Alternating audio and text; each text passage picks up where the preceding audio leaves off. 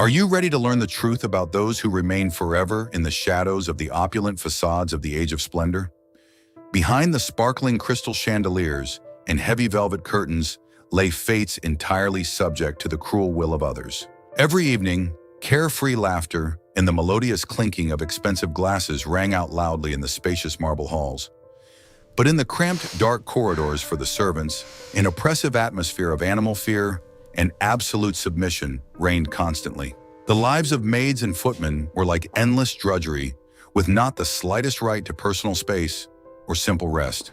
For any mistake or accidentally broken plate, a person could be instantly thrown out onto the cold street without references or money. At the same time, the wealthy American heiresses and influential matrons themselves also lived in beautiful but very cramped gilded cages. High society dictated incredibly strict rules of conduct to them, where the slightest mistake threatened the complete ruin of their entire reputation. An illicit affair, a gambling debt, or simply a careless word could forever close the doors of the capital's finest homes to an aristocrat. To preserve their flawless image of the ideal family, noble gentlemen often resorted to the most despicable and cruel schemes. Any serious missteps or sordid secrets of the masters were ruthlessly shifted onto the fragile shoulders of completely powerless maids.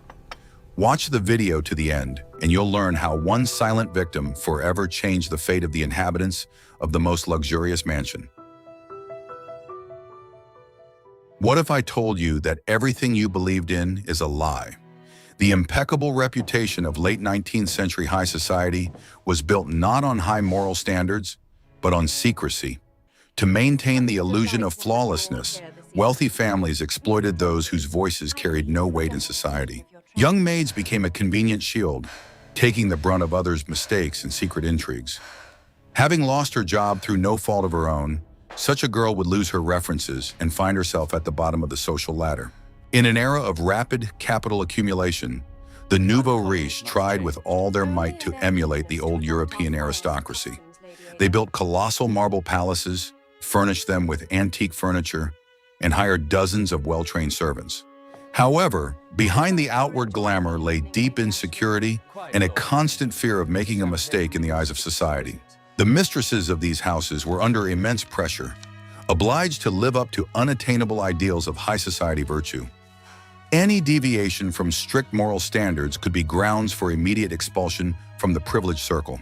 A maid's life was completely devoid of personal space and the right to her own emotions or fatigue.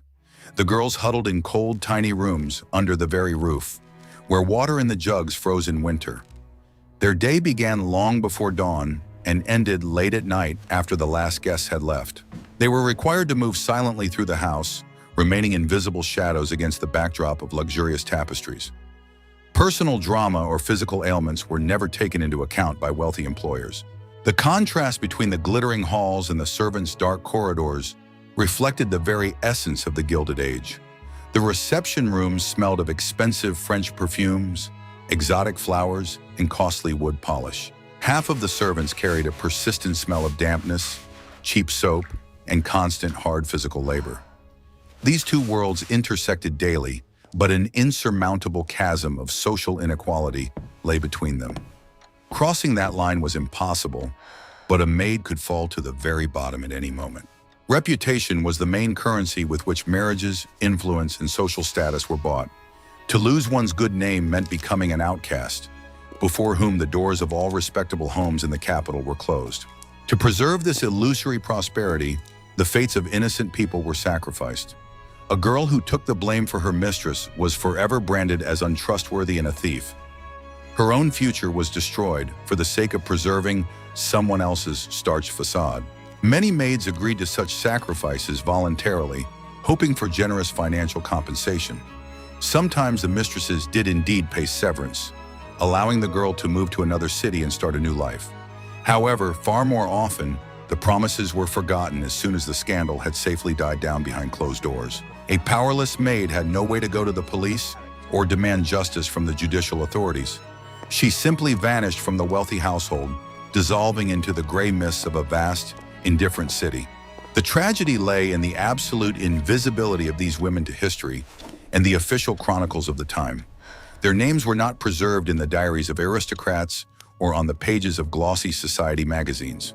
The fate of each such girl is a bitter reminder of the cruelty of a bygone, glittering era. Behind the facade of economic progress and cultural flourishing lay the deep moral emptiness of the ruling class.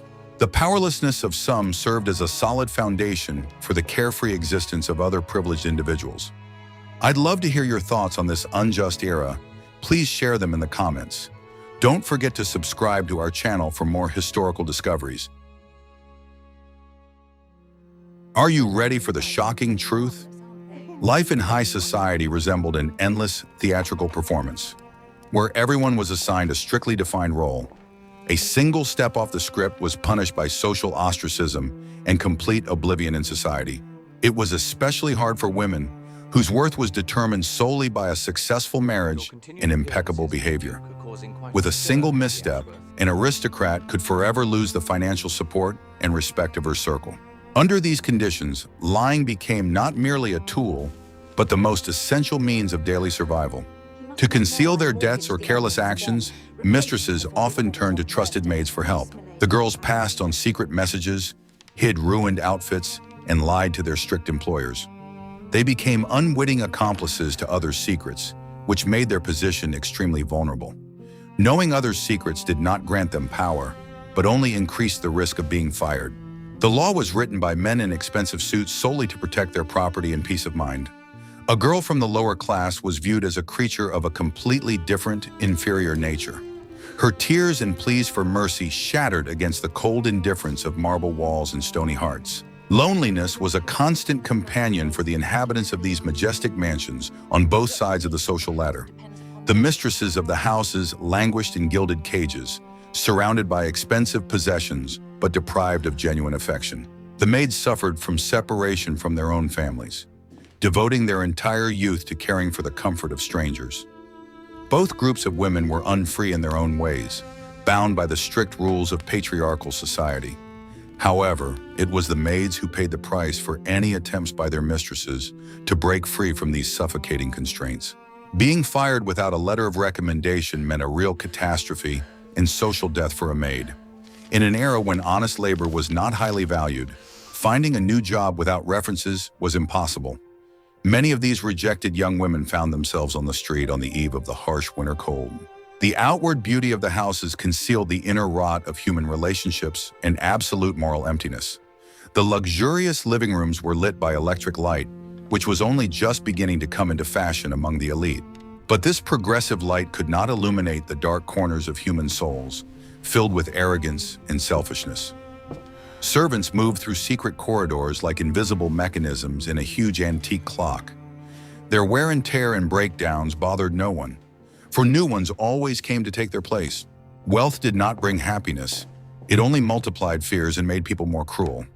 Those at the top of the pyramid were ready to crush anyone who threatened their peace. Society's silent consent allowed this cruel system to function without the slightest glitch for decades. Only the cold marble statues in the garden were silent witnesses to the human dramas unfolding here. These stories force us to take a fresh look at the glittering era celebrated in classic novels. Behind the beautiful facade lay the fates of women betrayed by those whom they had served uncomplainingly for many years. Their suffering remained invisible to a society consumed by the constant pursuit of new pleasures. Have you ever wondered how many lives were shattered to preserve the sordid secrets of others? Read on to the next chapter to discover the incredible secret hidden in the garden of the old mansion. The secret passed down from generation to generation is finally about to be revealed right now. In one of the most secluded estates of that era, an atmosphere of heavy, oppressive silence reigned. The central figure of this enormous house was an authoritative elderly woman whom all the household members respectfully called Grandma. Grandmother rarely left her chambers and hardly ever interacted with her numerous self-serving relatives. Her only solace was taking walks in the vast private garden, surrounded by a high stone wall. Her relatives considered her merely an eccentric old woman, eagerly awaiting the imminent receipt of a vast and lucrative inheritance. They had no idea that she found true sincerity only far from the hypocritical world. Deep within this secluded garden lived a large animal, hidden from the prying eyes of strangers. It was a massive brown bear that the grandmother had ordered to be brought there back in the days of her distant youth. The beast lived in a spacious enclosure among the old trees, becoming the most devoted listener to her confidences. The girl's face was covered in teenage acne, and her teeth were held together by stiff metal braces to correct her bite. Because of her clumsiness and unconventional appearance, she was constantly mocked by the older, arrogant servants. Yet it was she whom her grandmother had chosen for the most responsible and delicate work on her estate. The girl possessed a kind heart and a remarkable meekness, which was so highly valued in the homes of the wealthy. She bore all the hardships of her service without complaint, rejoicing in the opportunity to be in the quiet of the old shady garden.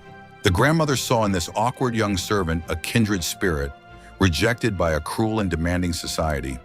Together they made for a strange picture: an imperious elderly aristocrat, a plain young maid, and a huge forest bear. The three of them found solace in each other's company, hiding from the noise of the capital's high society bustle. The maid fed the bear fresh fruit and helped the grandmother groom its thick, dark fur. The beast had grown accustomed to her tentative movements and always greeted the girl with a calm, reassuring growl. In those moments, the 18-year-old maid forgot about her metal braces and the painful acne on her cheeks. Here, alongside the mighty animal and her wise mistress, she felt protected and needed. The garden became a true refuge for her from the harsh realities of life as a low-ranking servant.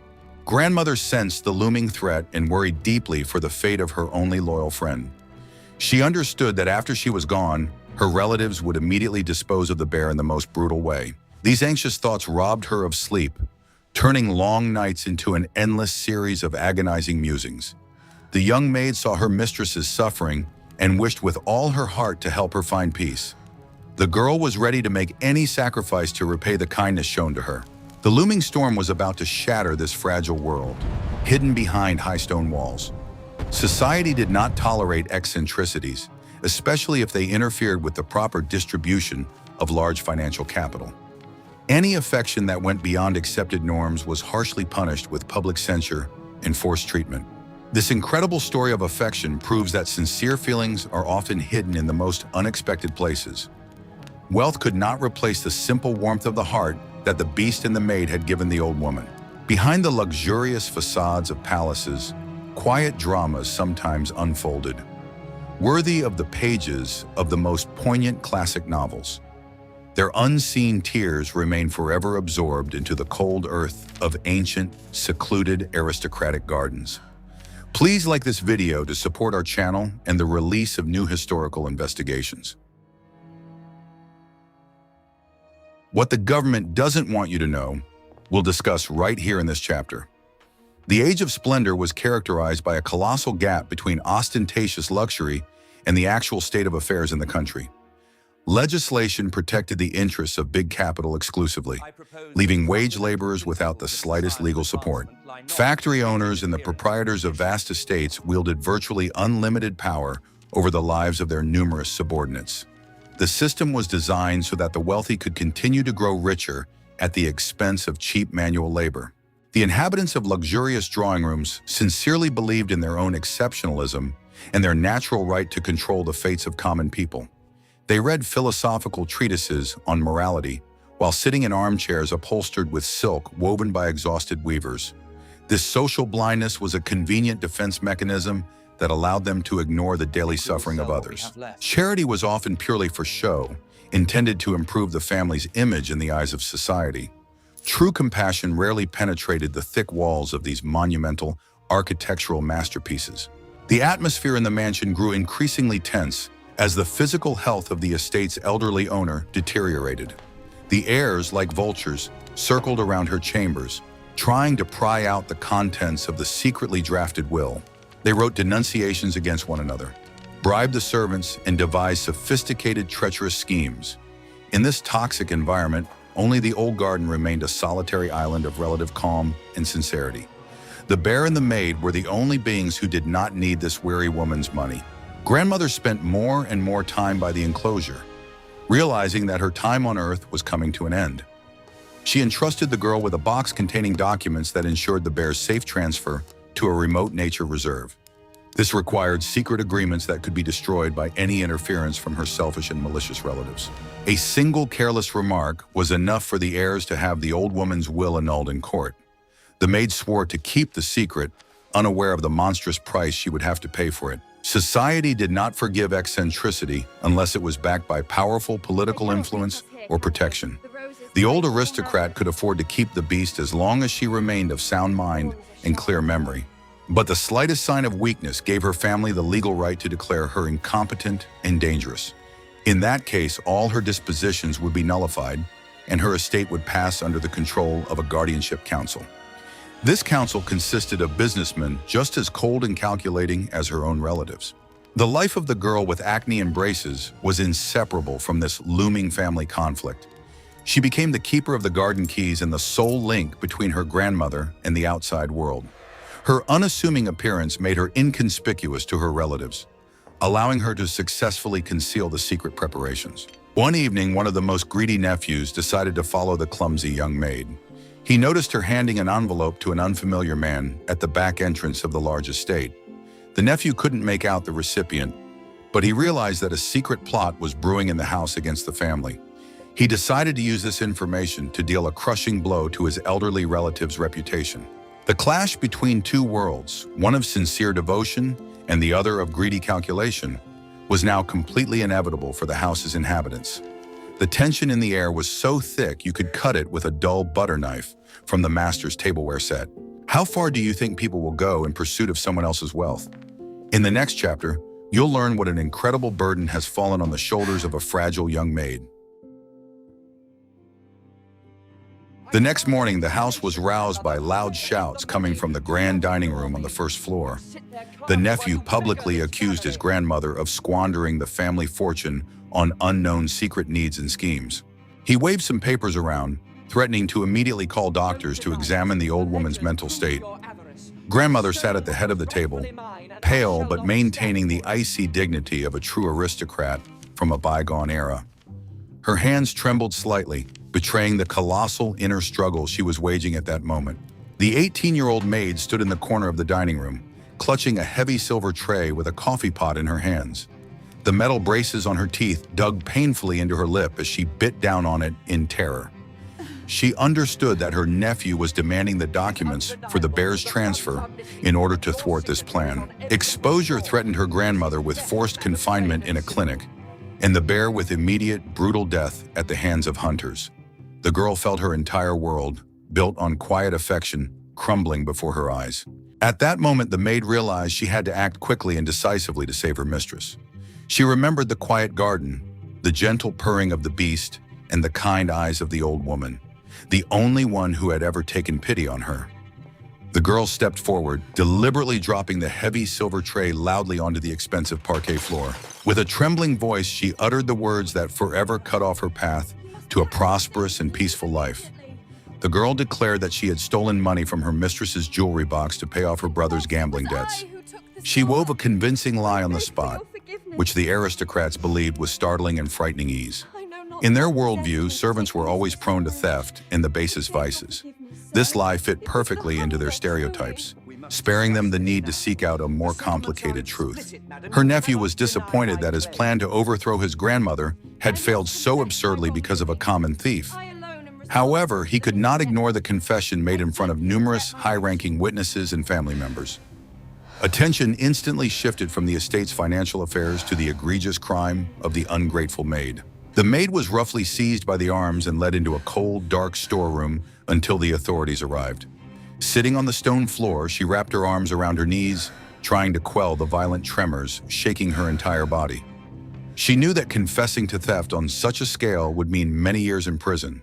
Her life was ruined, but deep down she felt a strange, bitter satisfaction from what she had done. She had saved the only people in this cold world who had ever shown her genuine warmth. For the wealthy family, this incident was merely a minor inconvenience, a topic for social gossip over tea. They quickly forgot about the girl whose sacrifice had allowed them to maintain the illusion of prosperity. The grandmother remained to manage the estate, and the documents for the bear's transfer were secretly signed and sent. The nephew had to back down, having come up empty-handed, harboring a grudge until the next convenient opportunity. The invisible cog in the form of the young maid was broken and discarded as unnecessary from the vast machinery. The sacrifice of this 18-year-old girl is a vivid example of how invisible heroines bore the burden of others' mistakes. Their devotion was often used as a convenient tool for solving the complex problems of the rich and powerful. The true tragedy of the Age of Splendor lay not in poverty, but in the utter devaluation of the human dignity of the lower classes. Each such story leaves a deep mark on the invisible fabric of our cruel world's historical memory. Those frail shoulders bore a burden that proved too heavy even for the most powerful aristocrats. The hidden truth that everyone keeps silent about often turns out to be more terrifying than any fiction or gossip.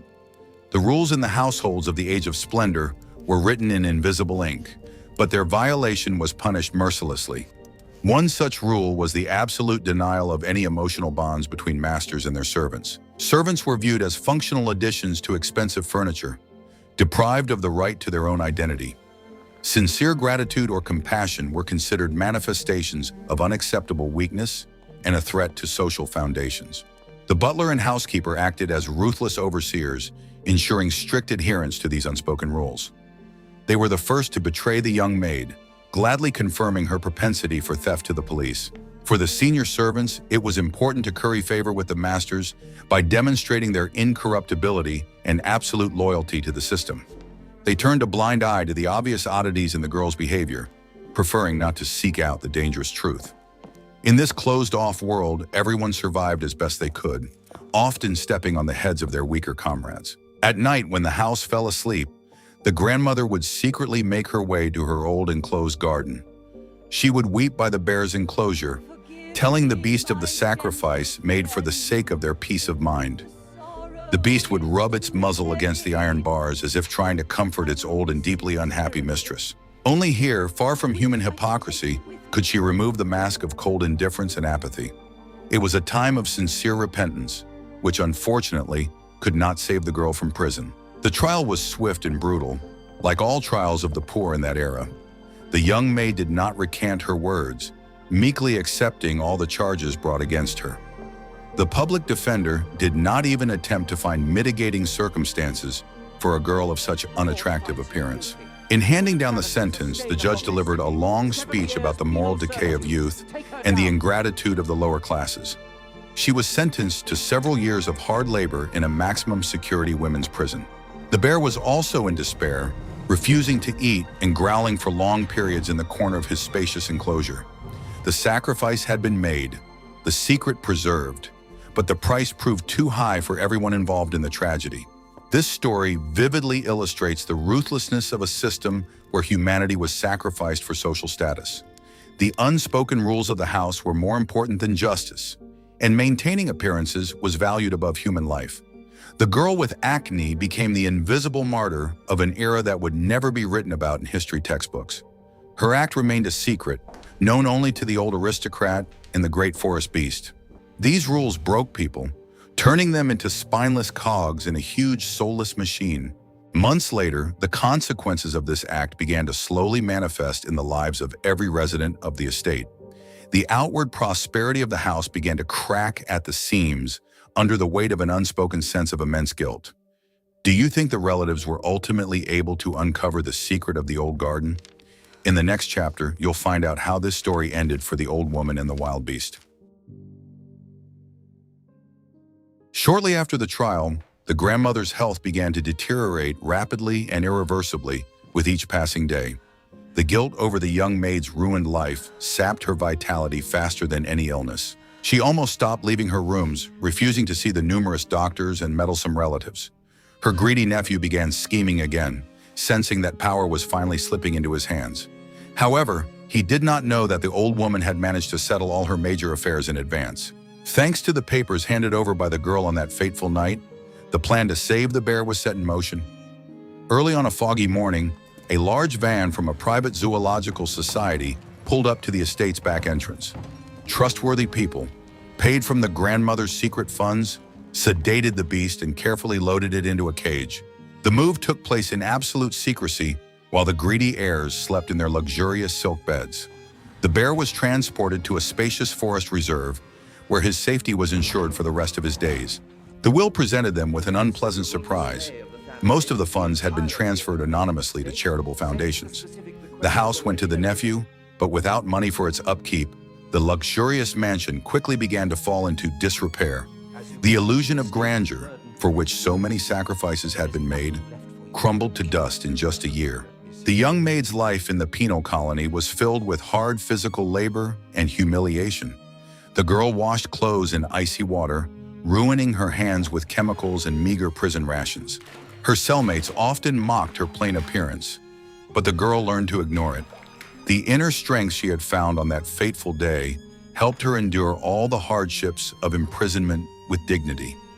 She often recalled the silence of the old garden and the warm breath of a large brown bear on her palms. These memories warmed her during the cold winter, when the water in the wooden buckets froze in the barracks.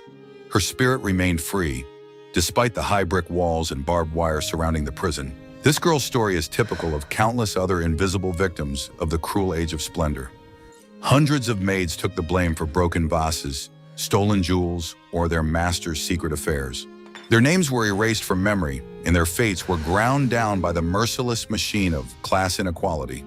Society preferred to believe in fairy tales about noble lords, turning a blind eye to the filth upon which their prosperity was built. The true history of that time is written not in gold ink, but in the tears of these powerless women. Gradually, the era of vast estates and armies of well-trained servants faded into the irretrievable past. Economic crises and world wars forced the aristocracy to rethink their habits and curb their appetites. Luxurious mansions were sold off to pay off debts, converted into apartment buildings, or demolished to make way for new construction. The garden where the bear once lived was cleared, and a wide highway was built in its place.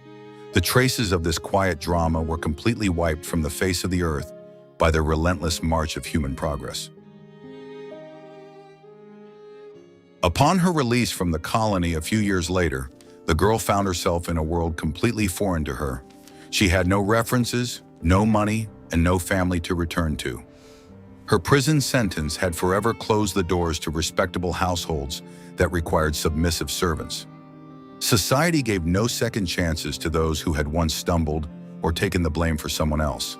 She had to seek out the dirtiest and lowest-paying jobs in factories or in cheap, filthy laundries. The traces of her imprisonment were impossible to hide.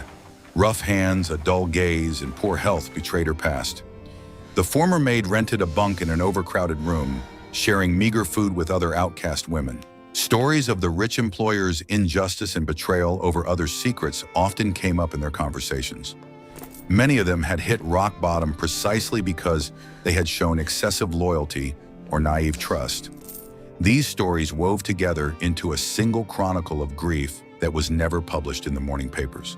The once magnificent mansion where she had served now stood abandoned and was gradually crumbling from dampness. The nephew had gone bankrupt, gambling away the remnants of his fortune on the stock market, and had fled abroad to escape his creditors. The house's windows were boarded up, and the grand staircase was overgrown with thick, tenacious wild grass.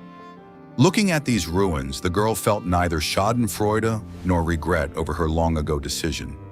She understood that she had saved the only thing of value in that house, the life of an innocent animal and the peace of an old woman. The girl continued to work at the laundromat, where hot steam and chemicals corroded her lungs. She removed the metal braces from her teeth herself, since she had no money for a dentist.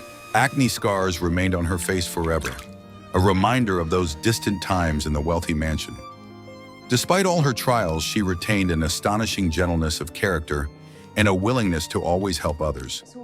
Her cellmates and fellow workers often found comfort and wise counsel in her. It is interesting that in the memoirs of aristocrats, servants are always portrayed as a faceless, silent, and obedient mass. Their memoirs rarely mention the names of those who served them tea or made their beds for decades. To them, the servants were like invisible magic, providing comfort without any visible physical effort. To recognize a servant as a human being would mean acknowledging their own responsibility for her fate and well-being. Therefore, it was easier for them to erase from their memory those who had become victims of their own selfishness. The The price of loyalty was measured not in money, but in ruined prospects and shattered lives. By taking the mistress's blame upon herself, the maid effectively gave up her right to a happy future of her own. In a society where a woman's reputation was everything, the stigma of a thief put an end to any chance of marriage. She was doomed to eternal loneliness and hard labor until her very last breath. It was a slow and agonizing punishment, stretched out over long and joyless decades of solitude. Memories of the bear remain the brightest spot in her difficult and gloomy adult life.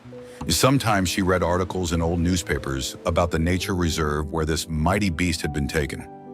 Learning that the animal had lived out its days in peace and safety, she quietly rejoiced in her victory. In this ruthless world, she had managed to save at least one innocent soul from certain brutal slaughter. This realization gave her the strength to wake up every morning and go to her grueling job at the laundry. This woman's story is a tribute to quiet heroism that requires no awards or public recognition. She did not become rich or famous, but her conscience remained clear until the very end. Her sacrifice, hidden behind the walls of the old house, is a testament to the incredible strength of the human spirit.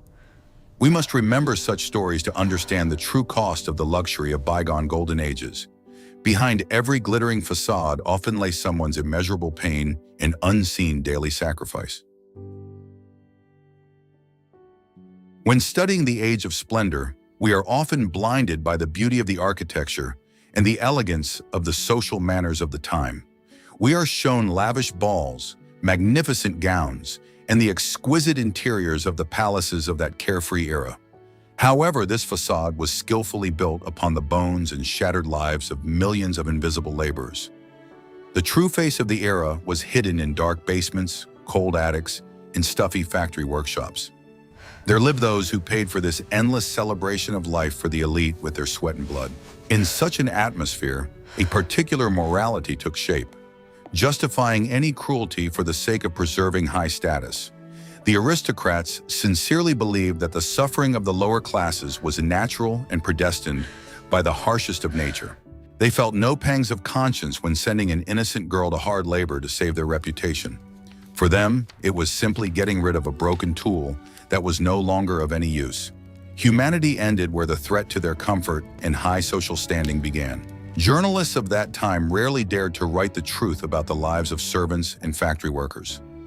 Newspapers were funded by the very same magnates who exploited this cheap and disenfranchised labor. Public opinion was shaped to maintain the status quo and prevent social unrest. Stories about noble masters and lazy servants were printed daily, creating a distorted picture of the real world. The truth rarely came to light, usually in the form of brief crime reports about the suicides of the desperate. Yet it was precisely these unnoticed people who possessed the moral purity so sorely lacking in the elite. Without a second thought, the maid gave up her freedom for the sake of an old woman and a wild animal. It was an act requiring immense courage, beyond the reach of the cowardly inhabitants of luxurious high society salons. They feared public opinion more than God's judgment, hiding their fears behind arrogance. The powerless maid turned out to be far freer inwardly than her rich and influential masters. Today we can reinterpret history by giving a voice back to those who were unjustly deprived of it. Studying court archives and rare servants' diaries reveals a completely different perspective on the past. We see the era not through the prism of crystal glasses, but through the dim windows of cold, cramped attics. This perspective allows us to better understand the roots of many modern social problems and deep-seated inequality. The history of the Gilded Age is not only a story of success, but also a story of the greatest moral degradation. The former maid lived out her days in silence, leaving behind neither diaries nor heirs. She became one of millions of nameless women whose ashes rest in common, poor graves. But her story, like many similar ones, is an important lesson for all future generations. It teaches us not to judge people by their social status or outward appearance. True beauty of the soul is often hidden behind rough clothing and a face worn down by hard labor. The age of splendor has passed, leaving us museums, antique furniture, and a multitude of unsolved dark mysteries. But its main legacy must be the understanding that human life has no monetary equivalent. No reputation is worth ruining the fate of an innocent and defenseless person for its sake. We must remember these bitter lessons of history so as not to repeat the mistakes of the past in our own time. The memory of the invisible victims is a vaccine against cruelty and indifference for future generations. At the end of the 19th century, vast mansions seemed like eternal symbols of unshakable power and the might of capital.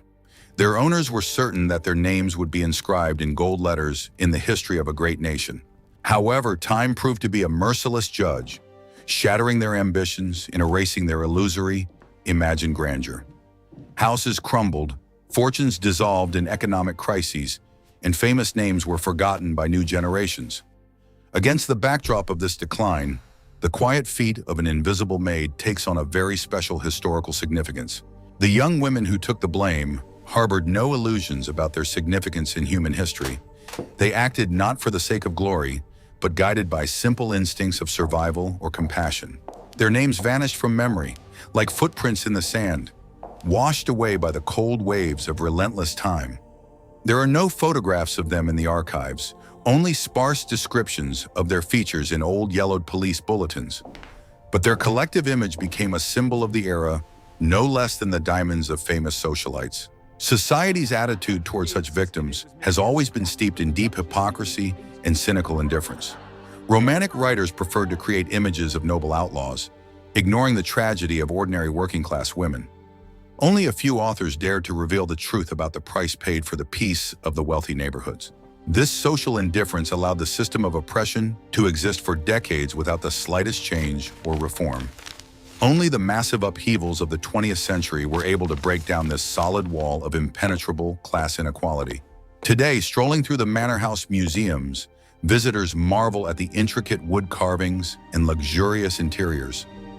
Tour guides enthusiastically recount the owners' family histories, their social gatherings, and the political achievements of the time. But rarely does anyone remember those who woke up in the cold to stoke the massive tiled stoves. Even less often are those mentioned who were banished in disgrace to preserve the peace of these very owners.